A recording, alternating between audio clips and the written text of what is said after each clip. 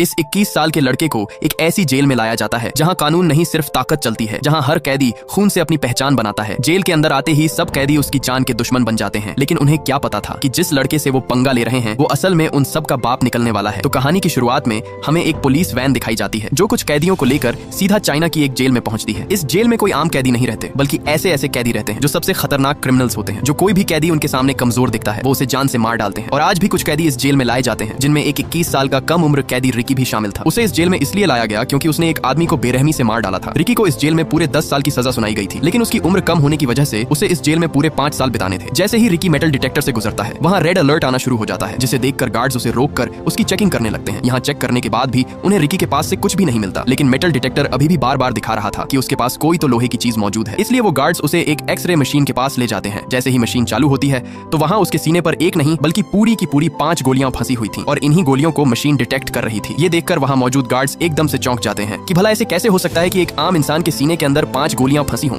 लेकिन फिर भी वो बिल्कुल सही सलामत खड़ा हो। वो गार्ड उससे कहता है कि तुमने इन गोलियों को निकलवाया क्यों नहीं। आगे से रिकी उसे बताता है कि ये गोलियां मेरी बॉडी के लिए एक पावर है, इसलिए मैंने इन्हें नहीं निकाला। फिर हमें दिखाया जाता है कि यह जेल असल में 4 अलग अलग ब्लॉक्स में बटी हुई है और हर ब्लॉक पर एक खतरनाक कैदी का राज होता है। ये चारों अपने अपने हिस्से के बादशाह होते हैं, जो चाहे करते हैं, जिसे चाहे सजा देते हैं। हर सेल का लीडर अपने इलाके में किसी को सांस भी अपनी मर्जी से लेने नहीं देता और जेल का हर एक कोना डर, खून और जुल्म से भरा हुआ है। सुबह होते ही सब अपने कामों में लगे हुए थे। तभी वहाँ एक कैदी आता है जिसका नाम सैमुअल था, जो वेस्ट ब्लॉक का लीडर था। वह आते ही वहाँ एक बूढ़े कैदी विंग को पीटने लगता है, क्योंकि उसने उसका कहना नहीं माना था, इसलिए वह उसे वहाँ पीट डालता है। दरअसल ये आदमी अपनी पूरी जिंदगी इस जेल में बिता चुका था और उसे इस जेल से बाहर जाने की कोई भी उम्मीद नहीं नजर आ रही थी, क्योंकि उसे पता था कि वो इन जालिम और बेरहम कैदियों के बीच ज्यादा देर तक जिंदा नहीं बच पाएगा। इसलिए उसने जेल में ही एक छोटा सा खिलौना अपने बेटे के लिए बनाया ताकि वो अपने बेटे को एक आखिरी तोहफा दे सके। लेकिन इसी दौरान वो खिलौना सैमुअल उठा लेता है। वो बूढ़ा कैदी अपना खिलौना उससे वापस मांगता है, क्योंकि ये खिलौना उसने अपने बेटे के लिए बहुत मेहनत से बनाया था। लेकिन तभी सैमुअल वो खिलौना उसके सर पर दे मारता है, जिससे वो नीचे जा गिरता है और उसके खिलौने के टुकड़े टुकड़े हो जाते हैं। सैमुअल उसे धमकी देता है कि अगर आज के बाद मुझसे पंगा लिया तो जान से मार डालूंगा। यहाँ वो बूढ़ा उसके ताने सुन सुनकर पूरी तरह तंग आ चुका था और अब उसके दिल में सैमुअल के लिए एक बदले की आग भड़क उठती है। इसलिए वो खिलौने का टूटा हुआ टुकड़ा उठाकर उसकी तरफ भागता है, लेकिन सैमुअल का चमचा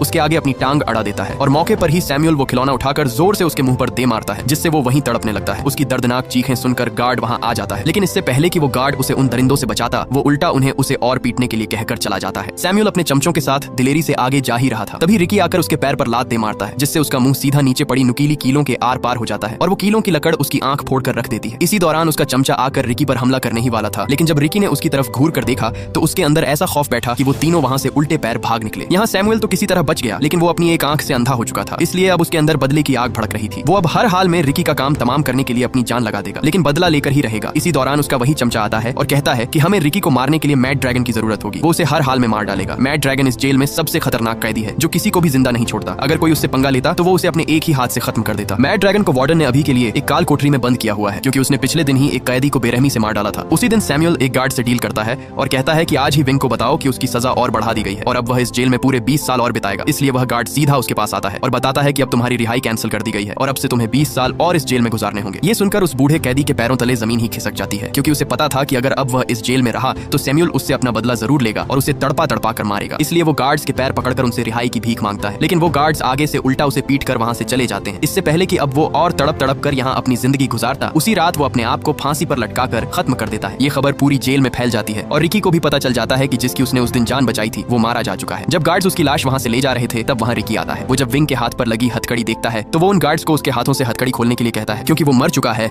अब तो उसे आजाद कर दो। तभी रिकी उसकी हथकड़ी को वहां आसानी से तोड़ डालता है। ये देखकर वो गार्ड्स हैरान रह जाते हैं कि इतनी मजबूत हथकड़ी कोई आम इंसान कैसे तोड़ सकता है। रिकी विंग का वही खिलौना निकालता है जो उस दिन सैमुअल ने तोड़ा था और जिसे रिकी ने ठीक कर दिया था। वो उस खिलौने को उसकी बॉडी पर रख देता है ताकि उसे थोड़ा सा सुकून मिल सके। अब विंग को मरता देखकर उसका दिल अंदर से टूट जाता है और एक बार फिर से रिकी के अंदर बदले की आग भड़क जाती है और अब वो सैमुअल से विंग का बदला लेकर ही रहेगा। अगली सुबह सब कैदी नहाने के लिए आते हैं। जब रिकी नहा रहा था तब वहाँ सैमुअल आकर उसे घूर घूर कर देखने लगता है और इसी दौरान वहाँ वो सांड कैदी मैड ड्रैगन आ जाता है। वो सीधा आकर उसके मुंह पर मुक्का दे मारता है और रिकी गुब्बारे की तरह उछलता हुआ एक कोने पर जा गिरता है। लेकिन आगे से रिकी भी एक तूफान की तरह उठ खड़ा होता है और उसके पेट पर इतने जोर का मुक्का मारता है कि उसका पेट अंदर से फटकर बाहर आ जाता है और वो मौके पर ही मारा जाता है। ये देखकर सैमुअल एक कील को लेकर सीधा रिकी के हाथ के अंदर घुसा देता है, लेकिन आगे से रिकी भी उसकी सब उंगलियों को एक तीली की तरह तोड़ देता है। अब रिकी का बदला लेने का वक्त आ चुका था और वो मौके का फायदा उठाकर एक मुक्का सीधा सैमुअल के पेट से आर पार कर देता है और आखिरकार सैमुअल का काम वहीं पर तमाम हो जाता है। सामने खड़े कैदी ये सब देखकर अपने होश ही खो बैठते हैं। इसी दौरान गार्ड आकर उसे वहां से पकड़ कर ले जाते हैं। तभी वहां एक कैदी नरूमी, जो नॉर्थ ब्लॉक का लीडर था, वो उसके पास आता है। आया तो वो रिकी के अंदर अपना डर बैठाने के लिए था, लेकिन जब उसने रिकी के हाथों मैड ड्रैगन को मरते देखा तब वो उसे चूहे की तरह अपना दोस्त बनने के लिए कहता है, लेकिन रिकी उसे कुछ भी कहे बिना वहां से चला जाता है। उसे सीधे एक ऐसे सेल में बंद कर दिया जाता है जहां सबसे खतरनाक कैदियों को रखा जाता था। जैसे पहले मैड ड्रैगन था, इसलिए अब उसे भी यहाँ इस सेल में छोड़ दिया गया। लेकिन तभी उसके सीने के अंदर दर्द शुरू हो जाता है और इसी के साथ हमें फ्लैशबैक का सीन दिखाया जाता है जब वह एक स्टूडेंट था और उसके माँ बाप पहले ही इस दुनिया से जा बसे थे। वह अपनी माँ बाप की कब्र पर आता है तो वहाँ उसके सामने उसका मास्टर जैंग खड़ा हुआ था, जो बचपन में उसे मार्शल आर्ट की ट्रेनिंग देता था। मास्टर उसे उसकी ताकत दिखाने के लिए कहता है, लेकिन जैसे ही वह मास्टर पर हमला करता है, मास्टर उसे एक ही झटके में नीचे गिरा देता है। इसलिए यहाँ मास्टर उसे बताता है कि तुम अभी पूरी तरह मास्टर नहीं बने हो, तुम्हारे अंदर अभी भी कमजोरी है जिसे तुम्हें पूरा करना होगा और उसे पूरा करने के लिए अभी काफी समय लगेगा, तब जाकर तुम एक मजबूत फाइटर बन पाओगे। इसीलिए यह सुनकर रिकी मास्टर के कदमों में जा गिरता है और गिड़गिड़ा कर कहता है कि मुझे हर हाल में मास्टर बनना है, मैं अपनी कमजोरी को दूर करूंगा चाहे कितना भी समय लगे। इसीलिए उसी दिन मास्टर उसे ट्रेनिंग देना शुरू कर देता है और यहाँ मास्टर रिकी से कहता है कि सबसे पहले तुम्हें अपने दिमाग पर कंट्रोल करना होगा, फिर तुम्हें अपने दिमाग से सारा गुस्सा और नफरत बाहर निकालनी होगी। मास्टर उसके सामने एक पत्थर रखकर कहता है कि अपने पूरे दिमाग को कंट्रोल करके इसे तोड़ कर दिखाओ। इसलिए रिकी खुद को काबू करके वहाँ रखे पत्थर को एक कागज की तरह चीर डालता है। ये देखकर मास्टर वहाँ उस पर पत्थरों की बारिश कर देता है। आगे से रिकी भी उन्हें ऐसे चीरता डालता जैसे कोई तूफान हो। आखिर में मास्टर सबसे बड़ा पत्थर उठाकर सीधे उसके सीने पर दे मारता है, लेकिन रिकी उसे भी आसानी से तोड़ देता है। अब यहाँ मास्टर को समझ आ जाती है कि रिकी अपने आप पर पूरी तरह कंट्रोल करना सीख गया है और अब उसे और ट्रेनिंग की जरूरत नहीं है। इसके बाद सीन शिफ्ट होता है और हमें रिकी दिखाया जाता है जो अपने सेल में बैठा था। इसी दौरान वहाँ एक गार्ड आकर उसे कहता है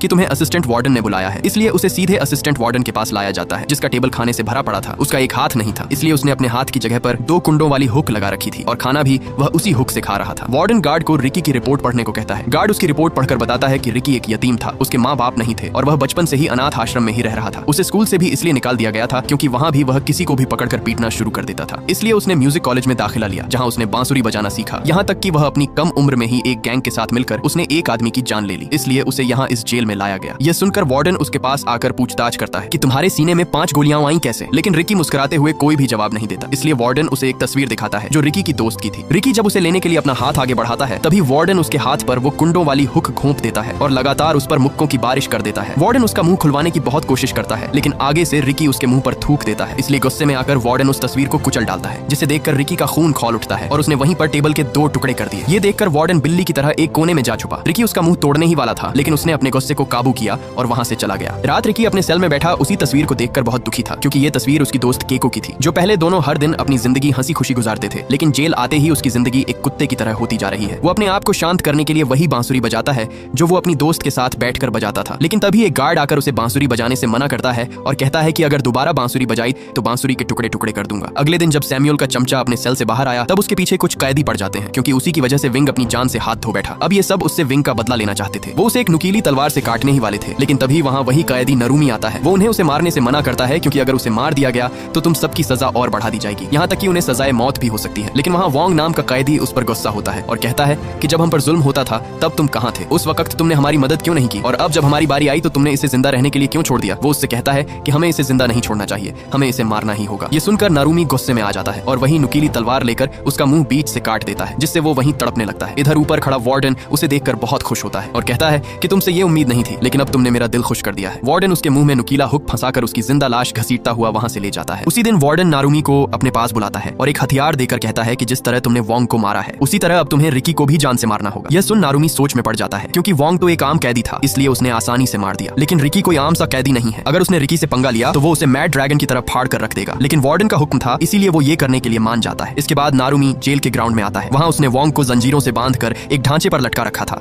ताकि उसको तड़पता हुआ देखकर बाकी कैदियों के दिलों में उसका खौफ बढ़ जाए और कोई भी दोबारा उसके खिलाफ खड़े होने की हिम्मत न करे। वहाँ उसकी बॉडी को देखकर रिकी को बहुत बुरा लगता है। इसी दौरान नारुमी उस पर हमला कर देता है और दोनों के बीच तगड़ी हाथापाई शुरू हो जाती है। यहाँ मौके पर नारुमी उसे लात दे मारता है, लेकिन तभी नारुमी उसकी आंखों में पिसे हुए कांच फेंक देता है, जिससे रिकी वहाँ पूरी तरह अंधा हो जाता है। उसे वहाँ कुछ भी दिखाई नहीं दे रहा था। इसी का फायदा उठाकर नारुमी ने उसके एक बाजू पर छुरा दे मारा, जिससे रिकी नीचे जा गिरता है। लेकिन मौके पर ही रिकी को वहाँ पानी की पाइपलाइन मिल जाती है। उसने जल्दी से वो पाइपलाइन तोड़ दी, जिससे तेज पानी निकलना शुरू हो जाता है और मौके पर उसने अपनी आंखें धो डाली और एक बार फिर से वो खौफनाक तूफान बन जाता है और नारुमी पर कुत्ते की तरह टूट पड़ता है। और तभी वो उसके सर पर ऐसा चमाट दे मारता है कि उसकी आंख कंचे की तरह निकलकर नीचे जा गिरती है। इसी दौरान वार्डन भी वहाँ पहुंच जाता है और नारुमी को ढेर होता देखकर उसका मुंह खुला का खुला ही रह जाता है। रिकी जल्दी से अपनी नसों को खींचकर एक दूसरी से बांध देता है और एक बार फिर हमले के लिए तैयार हो जाता है। लेकिन इसी दौरान नारुमी हार मान जाता है और एक चाकू सीधा अपने पेट में घोंप देता है। लेकिन ये उसकी एक चाल थी। रिकी जैसे ही उसके पास आता है वहाँ वो अपनी आंतों को बाहर निकालकर रिकी के गले में लपेट देता है, लेकिन रिकी ने मौके पर ही उसे ऊपर उठाकर उसके सर पर ऐसा मुक्का दे मारा कि उसके सर की सब हड्डियों का कीमा बन गया और उसका काम वहीं पर तमाम हो जाता है। इसके बाद रिकी वोंग की बॉडी नीचे उतारता है। वो सब उसे उठाने की कोशिश करते हैं, लेकिन तब तक देर हो चुकी थी और वोंग वहाँ अपना दम तोड़ तोड़ चुका था। इसलिए ये देखकर रिकी सब कैदियों से कहता है कि इस बेकसूर की मौत का जिम्मेदार वार्डन ही है, उसे जान से मार डालो। इसलिए सब कैदी उस पर एक तूफान की तरह भागते हैं और उसे मारने के लिए अपना हल्ला बोल देते हैं। लेकिन तभी वहाँ कोई एक कैदी को पकड़कर उसका सर फोड़ देता है। ये देखकर सब एकदम से चौंक जाते हैं। दरअसल ये तीनों अपने अपने सेल के लीडर थे और अब यही 3 बच गए थे, क्योंकि चौथा कैदी नारुमी मारा जा चुका था। पहले कैदी का नाम चैंग, जो एक लड़की थी, उसमें एक ऐसी ताकत थी जिससे वो एक जगह से दूसरी जगह आसानी से पहुंच जाती थी। दूसरे कैदी का नाम कितामा था और तीसरा कैदी ब्रैंडन था। यहाँ वार्डन रिकी से कहता है कि अगर तुम्हारे अंदर हिम्मत है तो इन तीनों को मार कर दिखाओ। रिकी के सब साथी भी उसे कहते रहे कि इन सबको मार डालो, लेकिन रिकी आगे से कुछ भी नहीं बोलता और सीधा वॉन्ग की लाश को उठाकर वहां से जाने लगता है। वार्डन उसे एक ऑफर देता है और कहता है कि मैं तुम्हें नॉर्थ सेल का लीडर बनाना चाहता हूँ, क्योंकि नारुमी मारा जा चुका है, इसलिए अब मैं उसकी जगह तुम्हें रखना चाहता हूँ। मैंने तुम जैसा ताकतवर कैदी आज तक नहीं देखा। लेकिन रिकी आगे से उसे कुछ भी नहीं कहता, क्योंकि वो उसके इशारों पर नाचने वाला सांप बनना नहीं चाहता था। वो अब पूरी तरह टूट चुका था, क्योंकि उसी की वजह से सब उसके साथी अपनी जान से हाथ धो बैठे। दूर बैठा एक लड़का जो इस जेल में कैदी था, वो रिकी को देख रहा था। जब रिकी एक पत्ते से धुन बजाता है, तब वो लड़का भी पत्ते से धुन बजाने की कोशिश करता है, लेकिन कई कोशिश के बाद भी वो धुन नहीं बजा पाता। तभी रिकी उसके पास आकर बैठ जाता है और उसे धुन बजाना सिखाता है। लेकिन इसी दौरान वो लड़का आगे से रोने लगता है। रिकी उससे कहता है कि तुम रो क्यों रहे हो, आखिर वजह क्या है। तब वो लड़का अपना मुंह खोलता है तो वहाँ उसकी आधी जबान कटी हुई थी। दरअसल वार्डन का एक राज था जो सिर्फ उसे ही पता था, इसलिए वार्डन ने अपना राज छुपाने के लिए उसकी जबान ही काट दी। यह देखकर रिकी के अंदर वार्डन से बदला लेने की आग और भी बढ़ जाती है। रिकी उसे अपनी वो बांसुरी दे देता है। जैसे ही वो उस बांसुरी को बजाता है, तब वो बांसुरी बजने लगती है, जिसे देखकर वो बहुत खुश होता है। खुशी के बदले में वो लड़का रिकी को कुछ पत्ते देता है ताकि वो भी उन पत्तों से बांसुरी बजा सके। लेकिन जब रिकी उन पत्तों को देखता है तो उसे शक पड़ जाता है, क्योंकि वो पत्ते नशा बनाने के लिए इस्तेमाल होते हैं और हकीकत में सब सेल के लीडर इन पत्तों को बेच के काफी तगड़ा पैसा छाप रहे थे। रिकी उससे पूछता है कि ये पत्ते तुम्हें कहाँ मिले। वो उसे बताता है कि मैंने ये पत्ते वेस्ट ब्लॉक से लिए थे। इधर वही लड़की उन्हें ऊपर से छुपकर देख रही थी, क्योंकि वही थी वेस्ट ब्लॉक की लीडर जो सबको ये पत्ते बेचती थी। वो लड़की सीधा एक कमरे में आकर अपने दोस्तों को सब कुछ बताती है कि हमारा पोल खुल चुका है, क्योंकि उस लड़के ने उन पत्तों के बारे में रिकी को बता दिया है। इसलिए वो उस लड़के को अपने पास बुलाती है और वहाँ एक लीडर उसे एक चाकू देकर कहता है कि तुम्हें आज रात रिकी का काम तमाम करना होगा, नहीं तो कल सुबह तुम जिंदा नहीं उठ पाओगे। लेकिन आगे से वो लड़का उसे साफ साफ मना कर देता है। इसलिए गुस्से में आकर वो लड़की उसे बेरहमी से मार डालती है। उन्होंने उसकी लाश जेल के बीच रख दी थी और सब कैदी वहाँ उसकी लाश को देखकर बहुत डरे हुए लग रहे थे। जब रिकी को ये पता चलता है तो वो सीधा उसकी लाश के पास आता है। वहाँ उसकी बॉडी को उन जालिमों ने पीस डाला था। लाश के पास आते ही रिकी को वही बांसुरी पड़ी मिलती है जो उसने उस दिन उस लड़के को दी थी। रिकी अपने साथी को मरता देखकर उसके अंदर गुस्सा उभर आता है। इधर वार्डन को भी उस लड़की के काले करतूत पता चल चुके थे, जिससे वो उस पर बहुत गुस्से होता है। दूसरी तरफ रिकी ने पूरे का पूरा उन पौधों का बाग ही जलाकर राख कर डाला। वो लड़की वहाँ भाग कर आती है, लेकिन तब तक देर हो चुकी थी और उसके सब पौधे जलकर वहाँ राख बन गए थे। रिकी गुस्से से उसे कहता है कि जिस तरह तुमने मेरे साथी को मारा है,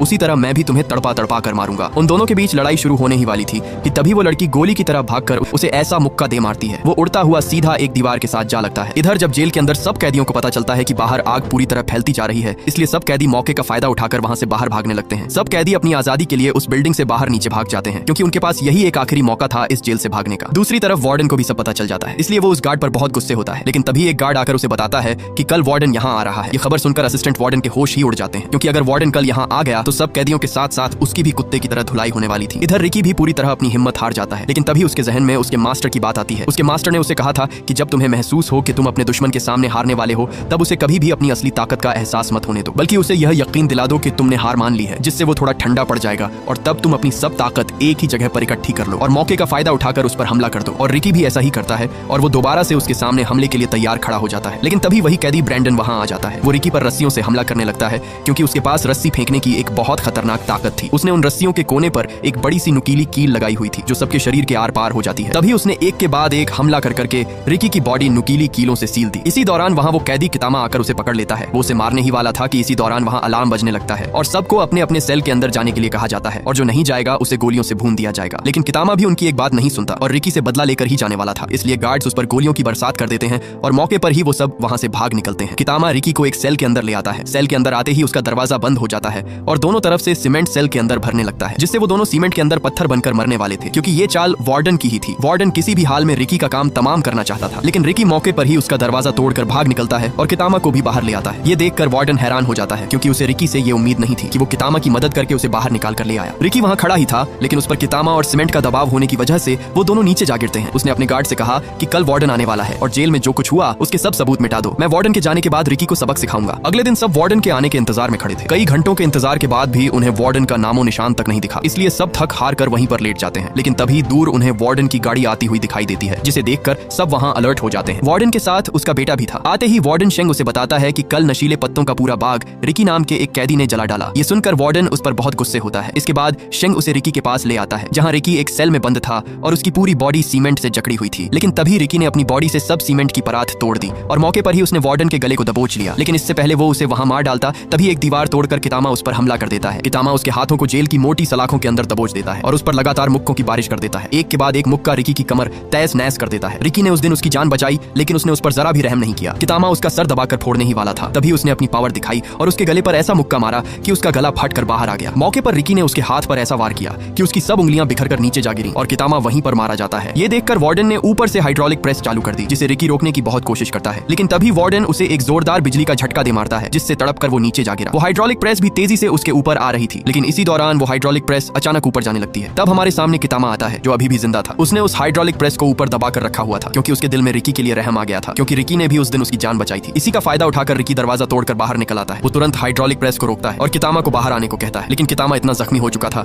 कि वो अपने पैर हिला भी नहीं पा रहा था। और यहाँ कितामा अपनी हिम्मत हार जाता है और वो हाइड्रोलिक प्रेस उसे कुचल डालती है। मरते वक्त कितामा से एक फोटो उड़कर आती है। जब रिकी उसे देखता है तो उस तस्वीर में कितामा और उसकी माँ थी। ये देख रिकी वार्डन पर अपना गुस्सा निकालता है, इसलिए वार्डन एक और बटन दबा देता है और रिकी दोबारा से एक गड्ढे में जा गिरता है। इसके बाद रिकी को एक बड़ा सा गड्ढा खोदकर उसे उसके बीच जंजीरों से बांध कर रखा हुआ था। तभी वार्डन वहां आकर कहता है कि सब कैदी एक एक करके रिकी के ऊपर मिट्टी फेंकना शुरू कर दें, लेकिन वहां खड़े दो कैदी उसे साफ साफ मना कर देते हैं कि हम रिकी पर ये जुल्म नहीं करेंगे। ये देखकर वार्डन उन्हें वहीं पर गोलियों से भुनवा देता है, इसलिए डर की वजह से सब कैदी एक एक करके उस पर मट्टी डालने लगते हैं। तभी वार्डन उससे कहता है कि अगर तुम पूरे 7 दिन तक इस गड्ढे में जिंदा रहे तो तुम्हें हम आजाद कर देंगे। इसी दौरान वार्डन जेंग वहां उस गड्ढे में एक बांस ठोक देता है, ताकि जब उसकी बॉडी नीचे दफनाई जाए तो वो सिर्फ इस बांस से सांस ही ले सकेगा। रात रिकी के सब दोस्त गहरे सदमे में थे, क्योंकि उन्हीं के हाथों उनका साथी गड्ढे में दबा दिया गया। इधर बाहर वही कैदी आते हैं जो ईस्ट और वेस्ट ब्लॉक के लीडर थे। वो वहां उस बांस के अंदर एक चीज फंसा देते हैं ताकि रिकी सांस न ले सके और वो नीचे ही मारा जाए। लेकिन उन दोनों के जाते ही पीछे से रिकी उस बांस को 2 हिस्सों में तोड़ देता है। इसके बाद हमें दिखाया जाता है कि एक दिन उसकी दोस्त केइको अपने स्कूल से घर वापस जा रही थी। इसी दौरान उसे वहां दूर बैठे कुछ गुंडे दिखाई देते हैं